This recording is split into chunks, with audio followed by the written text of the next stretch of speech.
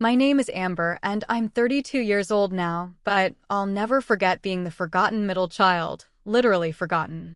When my parents' marriage imploded, my dad took my brother Jason west to California, and my mom fled south to Florida with my little sister Megan. Neither of them wanted me.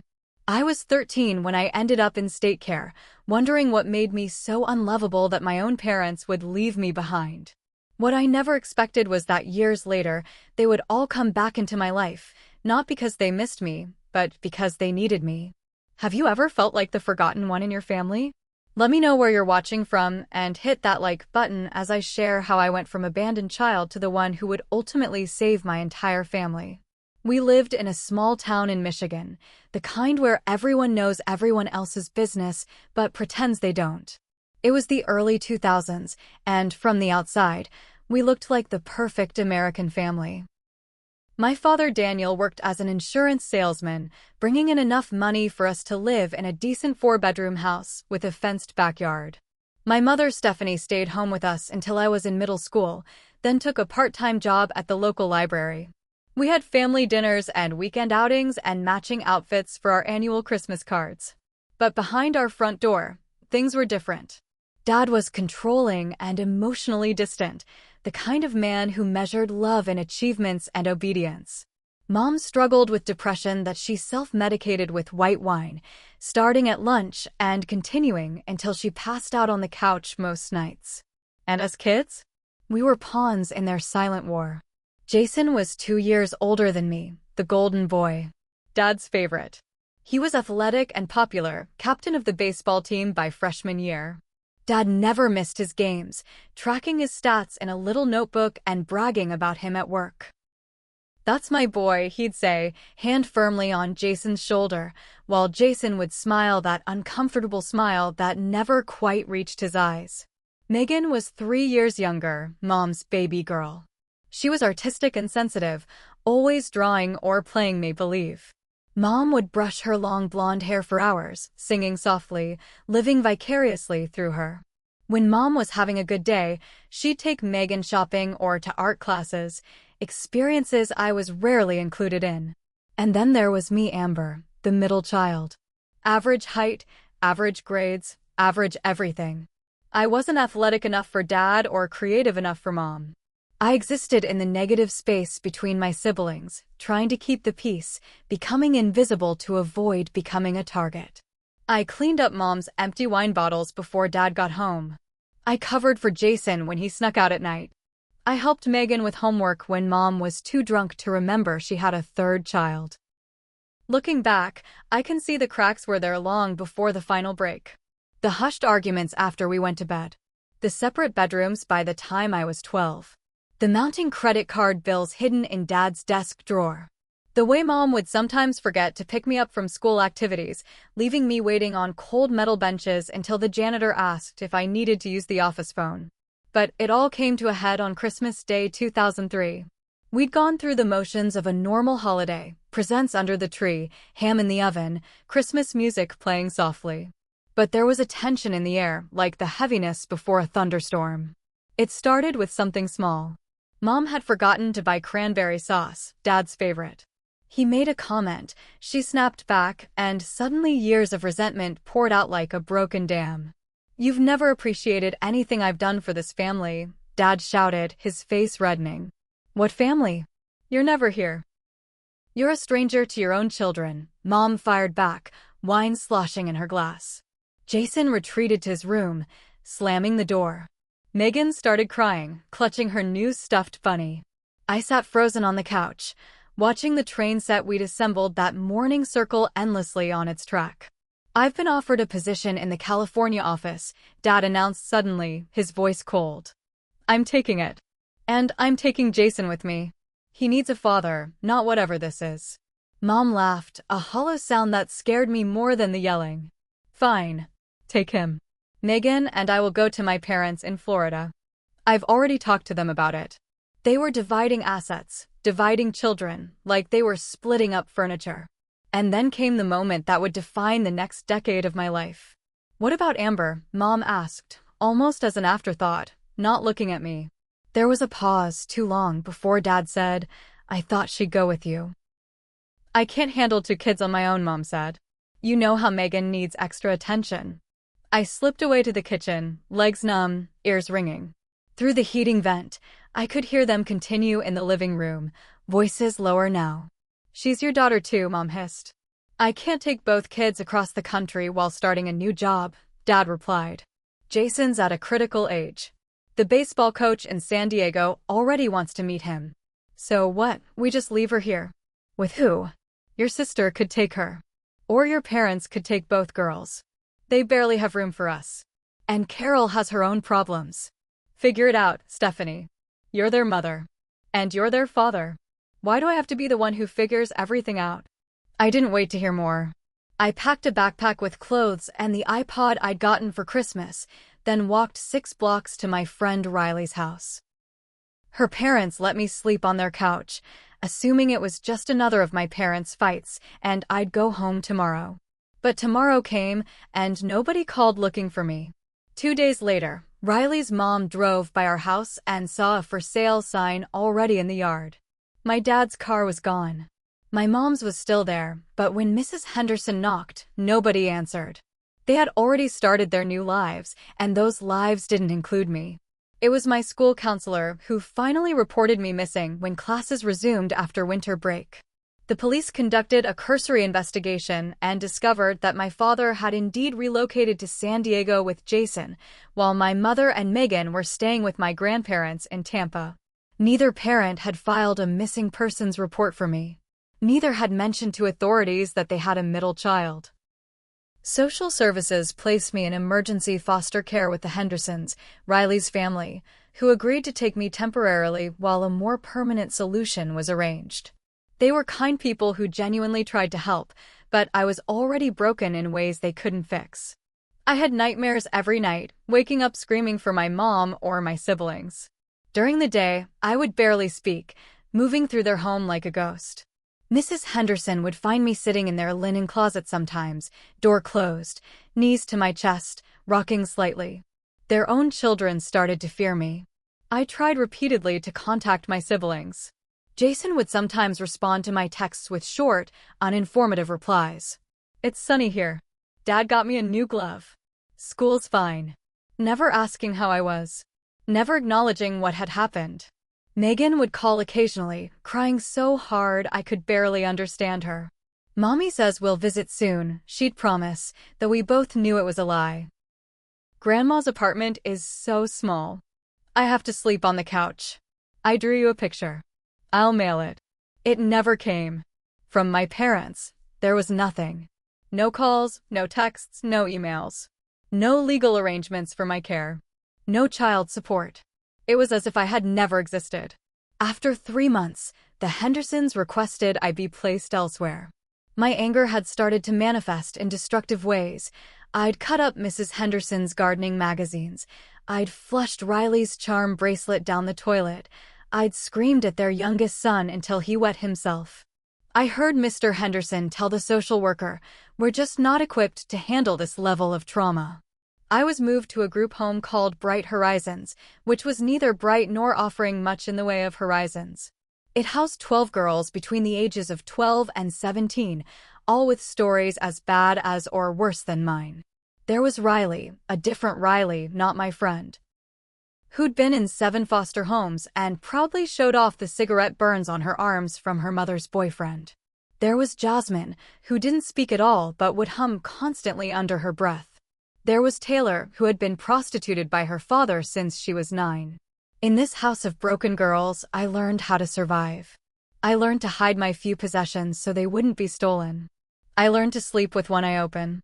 I learned which staff members could be manipulated with tears and which ones would put you on bathroom cleaning duty for a week if you tried. I learned that trust was a luxury none of us could afford. My grades plummeted. I started skipping school, hanging out at the mall or the park, anywhere but the sterile classrooms where teachers looked at me with that mixture of pity and fear reserved for foster kids. I got caught shoplifting lipstick I didn't even want, just for the rush of taking something, of making a decision, of having control over something in my life. Mrs. Walker was the social worker assigned to my case, a black woman in her 50s with meticulously painted nails and a no-nonsense attitude.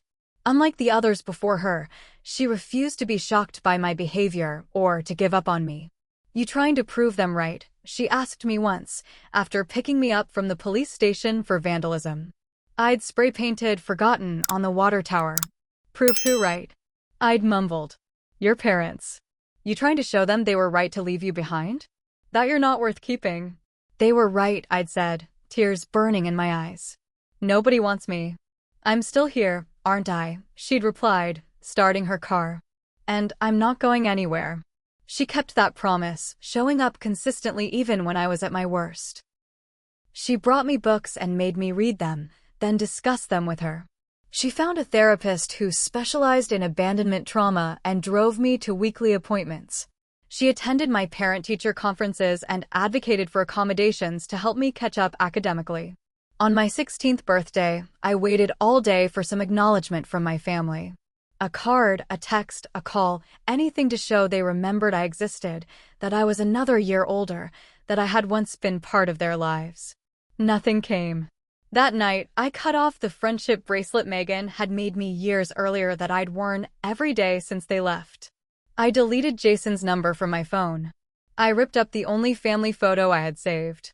And I made a decision. I would stop waiting for them to come back for me. I would stop being the forgotten child. I would become someone new, someone who didn't need them, someone who would never be left behind again. At 18, I aged out of the foster care system.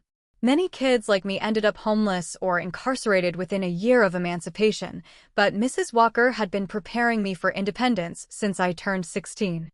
She helped me apply for scholarships specifically for foster youth and celebrated with me when I was accepted to Michigan State University with a full financial aid package.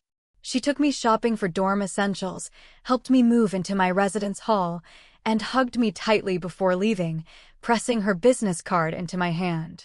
"You call me anytime, day or night," she insisted. "You're not alone in this world, Amber." College was overwhelming at first.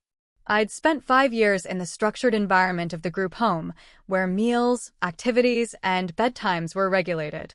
Suddenly, I had freedom to make all my own choices, alongside thousands of other students who seemed to know exactly what they were doing. Imposter syndrome hit me hard. In classes, I'd remain silent, convinced that everyone would realize I didn't belong if I spoke up. In the dining hall, I'd eat quickly and alone and used to casual socialization. At night, I'd lie awake in my dorm room, listening to my roommate Kate's steady breathing and wondering if I was destined to always feel like an outsider. Kate was the first crack in my carefully constructed armor.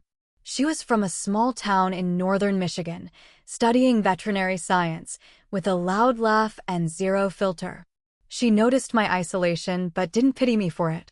Instead, she simply started including me in things. "We're getting pizza in the lounge. Come on. I'm meeting some friends for a study group. You should join us. There's a movie night on the quad." "No, don't give me that look. You're coming." Slowly, painfully, I began to open up. First to Kate, then to others in our friend group. I never shared the full story all at once. It was too raw, too defining. But in small pieces when relevant. "No, I won't be going home for Thanksgiving. I don't really talk to my siblings anymore. Group homes aren't like what you see on TV." In my sophomore year, I declared a psychology major. I wanted to understand what had happened to my family, why my parents had been capable of such callous abandonment, why my siblings had gone along with it. More importantly, I wanted to understand my own responses and behaviors, to make sure I never became like them. The university's counseling center offered free therapy to students, and I finally found a therapist I connected with after several false starts. Dr. Chin was quiet and thoughtful, never pushing too hard, but never letting me off the hook either. "Have you considered," she asked during one session, after I'd recounted a particularly vivid nightmare about being locked in a closet while my family packed up and moved away, "that their inability to love you properly wasn't because you were unlovable, but because they were incapable of healthy love?" I'd stared at her, the concept so foreign it took me several minutes to process. But they loved Jason and Megan, I'd argued. Did they? Or did they use them as extensions of themselves? Your father saw himself in your brother's athletic achievements. Your mother lived vicariously through your sister's childhood. But you were your own person, Amber. You didn't fit neatly into their narcissistic needs. That session was a breakthrough. For the first time, I began to consider that my abandonment wasn't a reflection of my worth, but of my parents' failures. The idea was simultaneously liberating and devastating. I joined a campus support group for former foster youth, where I met others who understood the unique challenges of navigating adulthood without family support. We shared resources, celebrated holidays together, and provided the emotional safety net that most students got from their families. In my junior year, I met Thomas in my developmental psychology class. He was a computer science major with kind eyes and patient hands who built intricate models in his spare time. Our relationship developed slowly. I was still learning how to trust, how to be vulnerable, how to let someone see all of me without fearing they would leave. I'm broken, I warned him early on, after pulling away from our first kiss in panic. We're all a little broken, he'd replied, not reaching for me again, but not moving away either. Some of us just had more help putting the pieces back together. Thomas was my first serious relationship, my first experience with healthy love. He came to my therapy sessions when I asked him to, learned about attachment disorders to understand my fears, and never made me feel guilty when I needed space.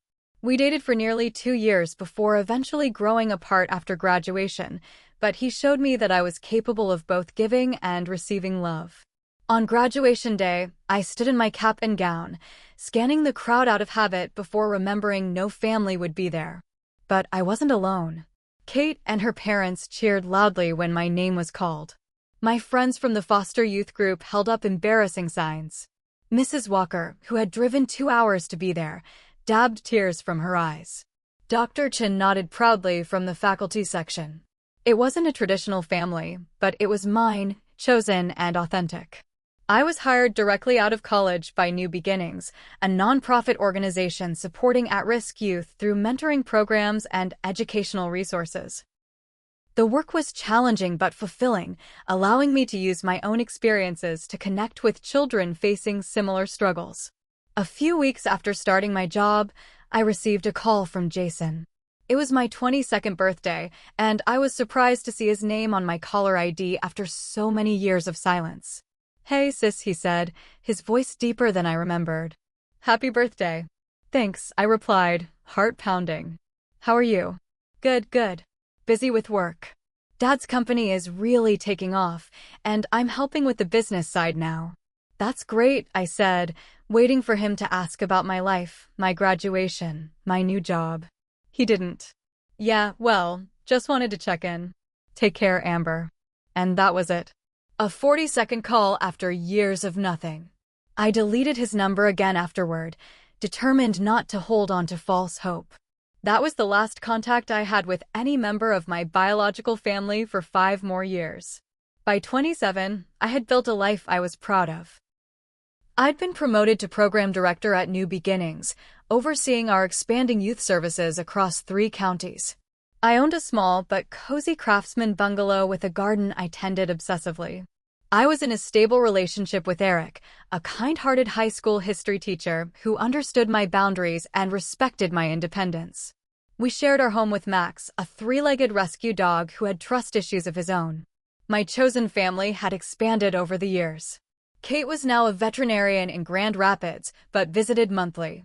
My friends from the foster youth support group had scattered across the country, but remained connected through regular video calls. Mrs. Walker had retired, but still met me for lunch every few months. I had colleagues I respected, neighbors I chatted with, a book club I never missed. I had stopped waiting for my biological family to return years ago, had stopped checking social media for glimpses of their lives, had stopped wondering what if. I wasn't completely healed. The abandoned 13-year-old girl still lived somewhere inside me, but I had built a life around the wound, like a tree growing around a fence post. The call came at 11:37 p.m. on a Tuesday in April. I was already in bed, reading while Eric graded papers beside me. The unknown Florida number made me hesitate before answering. Is this Amber Mitchell? A woman's voice asked, clinical and detached. Yes, it is. I'm calling from Tampa General Hospital. We have a patient, Megan Mitchell, who has you listed as her emergency contact. The book slipped from my hands. Megan? My sister Megan? Yes. Ms. Mitchell was admitted following a suicide attempt. She's stable now, but... Suicide. I interrupted, my voice sharp enough that Eric put down his papers, looking at me with concern. She overdosed on prescription medication. A roommate found her and called 911. She's been asking for you. 5 years of silence, and now this. I wanted to say no, to hang up, to protect myself from being pulled back into the vortex of family pain. But I couldn't. Despite everything, she was still my little sister. I'll be there tomorrow, I heard myself say. After ending the call, I sat motionless, trying to process what had happened. Eric waited, not pushing, until I was ready to explain. My sister tried to kill herself, I finally said, the words feeling surreal. I need to go to Florida. Do you want me to come with you? He asked, already reaching for his laptop to book flights. I considered it, then shook my head. I think this is something I need to do alone. The next morning, I boarded a plane to Tampa with a hastily packed overnight bag and a storm of conflicting emotions. Anger at being contacted only in crisis. Guilt for not somehow knowing my sister was suffering. Fear of what I would find. And underneath it all, a tiny, unwelcome spark of hope that perhaps this was a chance to reclaim something I'd lost. During the flight, memories of Megan flooded back, her contagious giggle, the way she'd crawl into my bed during thunderstorms, how she'd save the red gummy bears for me because she knew they were my favorite. She'd been only 10 when they took her away. A child herself, unable to fight for me. Could I really blame her for the years of silence? Tampa General Hospital was a sprawling complex of modern buildings. I found my way to the psychiatric unit, was vetted by security, and finally directed to Megan's room. Nothing could have prepared me for the sight of her. The vibrant, rosy-cheeked girl I remembered had been replaced by a gaunt woman with hollow eyes and dull hair. She looked older than her 24 years, with prominent cheekbones and dark circles under her eyes. When she saw me, she burst into tears. You came, she whispered as I approached her bed cautiously. I didn't think you would. Of course I came, I said, though we both knew it wasn't a given. Over the next few hours, Megan's story emerged in fragments between sobs and medication-induced drowsiness. She'd finished high school in Florida, but dropped out of community college after our mother's drinking worsened. She'd fallen into an emotionally abusive relationship with an older man who controlled her finances and isolated her from friends.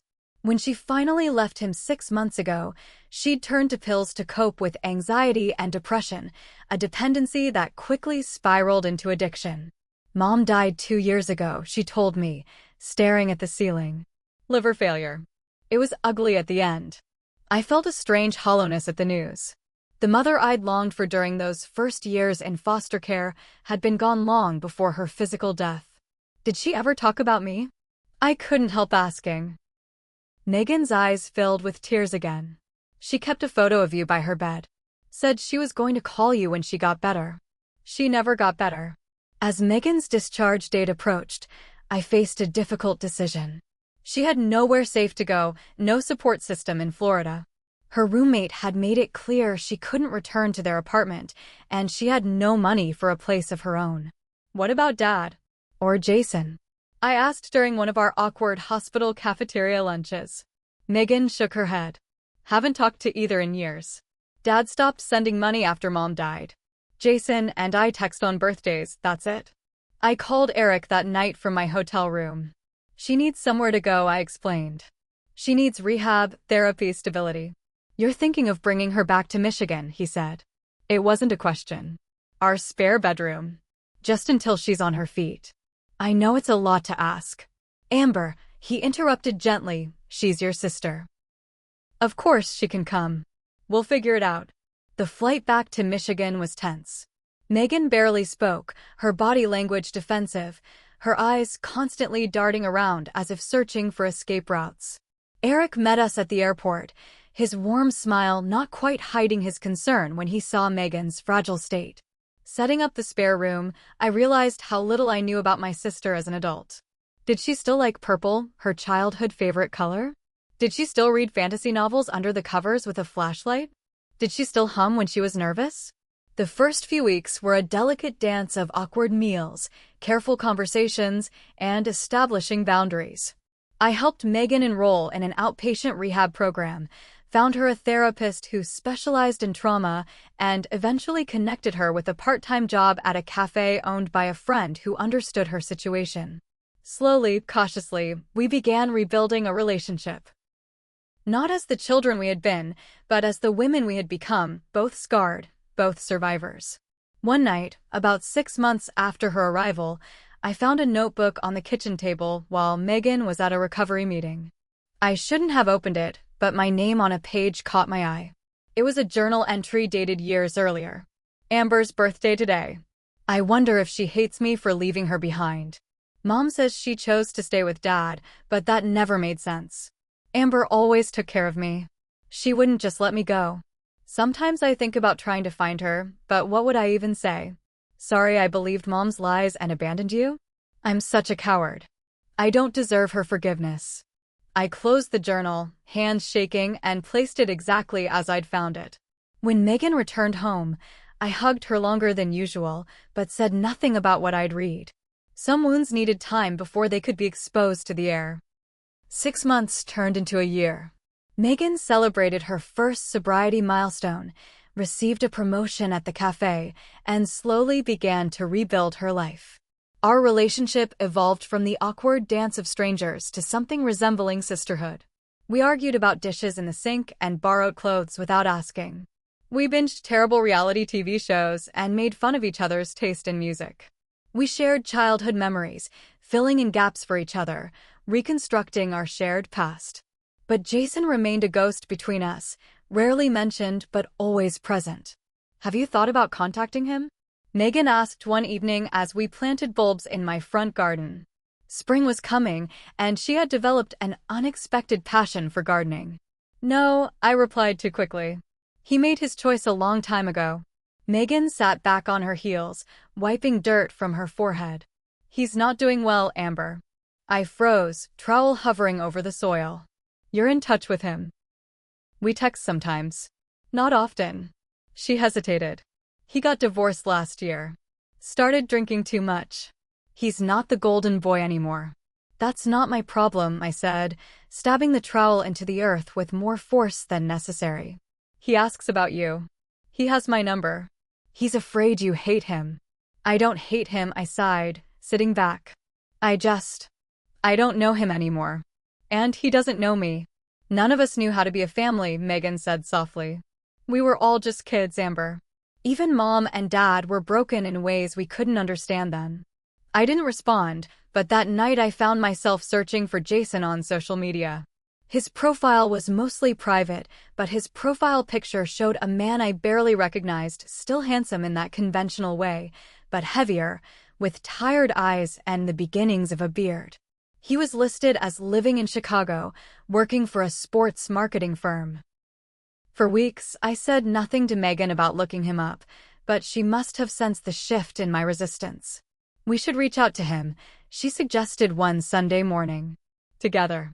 And say what exactly? I don't know. Hey, remember us? Your sisters. We start somewhere, Amber. That's all we can do. After days of drafting and deleting messages, I finally sent something simple. Jason, it's Amber. Megan's been staying with me in Michigan for the past year. We've been thinking about you. Hope you're well. His response came within minutes, as if he'd been waiting years for the message. Amber. Oh my God. I've wanted to call you so many times. Can we talk? Please. That night, we video called him from my living room. Megan and I squeezed together on the couch, both nervous as teenagers on a first date. When Jason's face appeared on the screen, his eyes were red-rimmed and swollen. I never thought he began, then broke down, unable to continue. We all cried that night, years of unsaid words flowing between us. Jason apologized repeatedly for not fighting harder to stay in touch, for believing our father's lies that I had chosen not to come with them, for letting years pass without searching for me. Dad told me you were angry, that you blamed us for the divorce, he explained, wiping his eyes. He said you wanted to stay in Michigan with friends. I was 14, I believed him. By the time I started questioning things, so much time had passed. Mom told me the same kind of lies, Megan added, squeezing my hand. Said you chose Dad over us. It never made sense, but I was just a kid. We were all just kids. I echoed Megan's earlier words, feeling decades of anger beginning to soften around the edges. As the conversation continued into the early morning hours, Jason revealed that our father was in hospice care in Seattle, dying of pancreatic cancer. He's got maybe a month, Jason said, his voice hollow. He's been asking for both of you.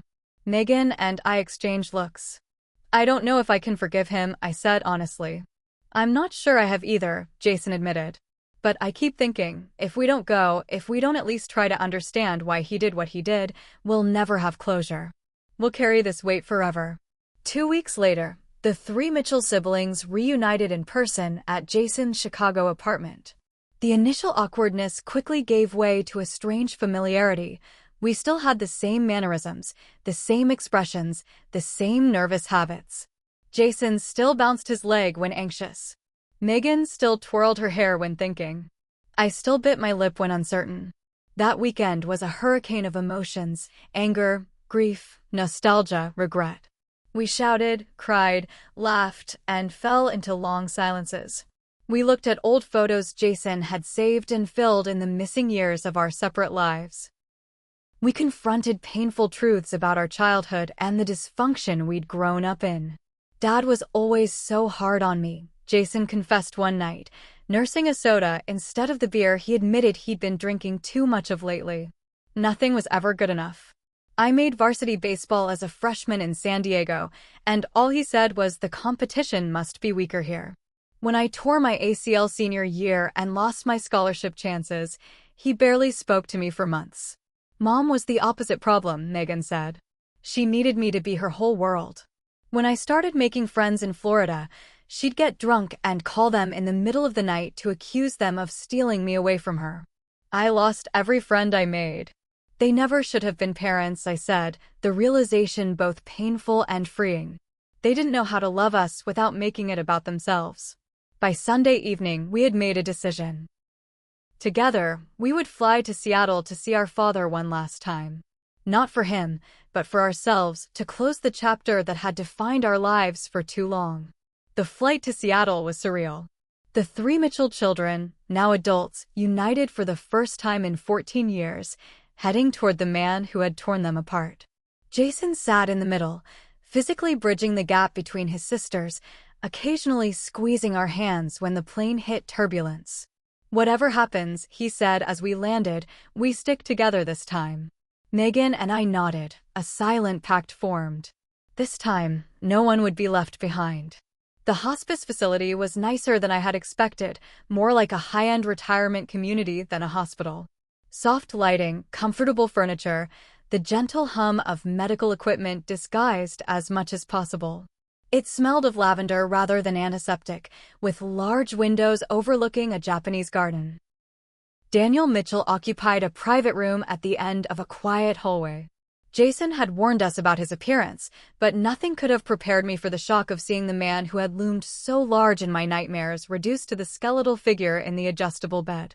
His hair, once thick and dark like Jason's, had thinned to wisps of gray. His face was gaunt, skin yellowed from liver involvement. The strong hands that had once tossed baseballs to Jason and built model airplanes were now thin and spotted, and 4-port taped to one. He was asleep when we entered, and for a moment, we just stood there, 3 adult children staring at their dying father, each processing the moment differently. Jason moved first, gently touching his shoulder. Dad? I brought some people to see you. Daniel's eyes fluttered open, confusion giving way to disbelief as he registered Megan and me standing behind Jason. My girls, he whispered, voice raspy. Is it really you? Megan stepped forward first, always the more forgiving of us. Hi, Dad, she said, bending to kiss his papery cheek. I remained at the foot of the bed, arms crossed, heart hammering in my chest. This man was both the father I'd longed for and the stranger who had abandoned me. I didn't know how to reconcile those two realities. "Amber," he said, eyes filling with tears. "You came." "Jason asked us to," I replied, my voice steadier than I felt. The conversation was awkward at first, sticking to safe topics. How was our flight? Did we like Seattle? Had we seen the Space Needle yet? We responded with equally bland answers, a family of strangers performing a play about reunion. A nurse came in to administer medication and check his vitals, giving us a brief respite from the tension. When she left, Daniel seemed more lucid, his gaze more focused. "I never thought I'd see the three of you together again," he said, looking from one face to another. "My children. All grown up." Something in his tone, pride, as if he had any right to it, broke the dam inside me. "You don't get to do that," I said, my voice low but intense. "You don't get to act like a proud father now. Where were you when I needed a father? Where were you when I was bouncing between foster homes? Where were you on my birthdays, my graduation, every single day for 14 years? Jason put a hand on my arm, but I shook it off. "Do you have any idea what it's like to be 13 and realize neither of your parents wants you? To be literally forgotten? To wait by the phone for calls that never come? To search for your face in crowds even years later?" Daniel closed his eyes, tears leaking from the corners. "I have no excuse," he whispered. "You're right, you don't," I continued, years of therapy giving me the vocabulary for my pain. "You and Mom treated us like possessions to be divided in the divorce. You took your favorite, she took hers, and I was the unwanted middle child no one claimed. Do you know what that does to a person? Do you know how long it took me to believe I deserved to be loved?" Megan was crying now too, and Jason had moved to the window, shoulders tight with tension. "I was a coward," Daniel said after a long pause. "I've regretted it every day since." "Regret isn't enough," I said, but some of the fire had gone out of my voice. "I know." He reached a trembling hand toward me, not quite touching. "I don't expect forgiveness, Amber. I just want you to know that it was never your fault. I was broken long before you were born." Something in his phrasing echoed what Dr. Chin had told me years ago, that my parents' inability to love properly wasn't about my worth, but their brokenness. Hearing it from him directly was different, though. More real. "What do you mean, you were broken?" Jason asked, turning from the window. Daniel sighed deeply, then began to speak about his own childhood for the first time any of us could remember. He told us about his father's alcoholism and violence, about his mother's emotional distance, about growing up believing that love was conditional on achievement and that vulnerability was weakness. "I never learned how to be a father because I never really had one," he said. "I thought providing financially was enough. I thought discipline and pushing for success was love. I didn't know how to connect emotionally." "That explains some things," Jason said bitterly. "But it doesn't excuse what you did to Amber." "No, it doesn't," Daniel agreed. "Nothing excuses that. When your mother and I were divorcing, I was terrified of raising children alone. I knew I could manage one. Focusing on baseball with Jason gave me a script to follow. But two? I panicked. I told myself Amber would be better off with her mother and sister. But Mom didn't want me either," I said, the old pain surfacing. "By the time I realized what had happened, you were in the system and I was. I was ashamed. Too ashamed to face what I'd done. I told myself you were better off without a father like me."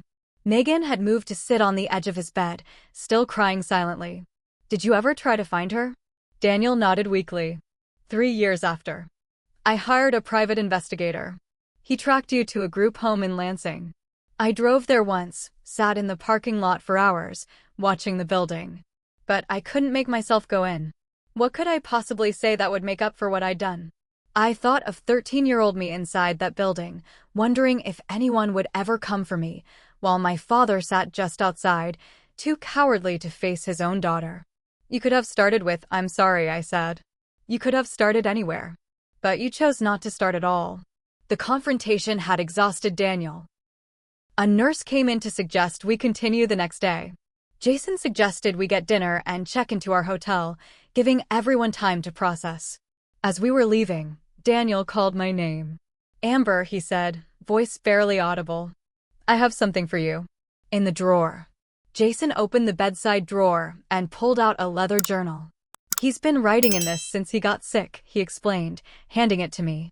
I took it without opening it, tucking it into my bag. Whatever it contained, I wasn't ready to read it yet. The next day, we returned to find Daniel more alert, having rallied somewhat overnight. He asked if we would take a photo together, the four of us. Megan readily agreed. Jason nodded after a moment's hesitation, and I found myself agreeing despite my lingering anger. A kind nurse took the picture, Daniel in his bed, Jason standing behind him, Megan and I perched on either side. The last photo of the Mitchell family, broken but present. Thank you, Daniel said afterward. I know I don't deserve this time with you, but it means everything to me. We stayed for 3 more days, our conversations gradually becoming less charged, more reflective. We shared memories of better times, camping trips before the divorce, holiday traditions, inside jokes long forgotten. Daniel told stories about each of us as babies, details I'd never heard before. On the 4th morning, the hospice called Jason's cell phone. Daniel had passed away peacefully in his sleep. We'd said our final goodbyes the night before, somehow sensing the end was near. The 3 of us handled the arrangements together. Daniel had prepaid for cremation, leaving simple instructions for his ashes to be scattered in Puget Sound. We honored his wishes in a brief, private ceremony on a cloudy Seattle morning. Afterward, back in Daniel's hospice room clearing out his few possessions, I finally opened the journal he had given me. Inside were years of entries. His thoughts, regrets, and unsent letters to each of his children. The earliest entries dated back to when I was 16. Saw Amber's name in the local paper today. Academic honors. She's doing well despite everything I've done. I want to call her to tell her how proud I am, but what right do I have to any part of her life now? Later entries chronicled his search for me through the years, his pride in my college graduation. He'd apparently followed my progress from afar, his shame over his failures as a father. The final entry, dated just before our arrival, reads simply, "They're coming tomorrow. All 3 of my children. More than I deserve. If there is any justice in this world, Amber will never forgive me. But if there is any mercy, maybe she'll find peace despite me." I closed the journal, tears streaming down my face. Jason found me like that, sitting on the floor by the window. "Are you okay?" he asked, sitting beside me. "No," I answered honestly.